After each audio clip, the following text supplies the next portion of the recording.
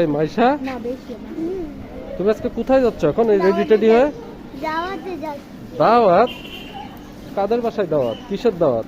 ওদের খালাতো বোনের বাসায় দাওয়াত।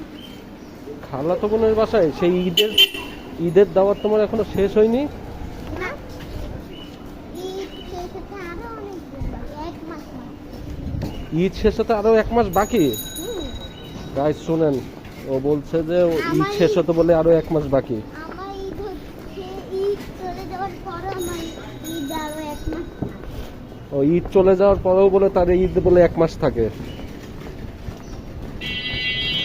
তাহলে তুমি এখন ওইখানে যে কোনো বদজাতি করবে না তো? খেলবা?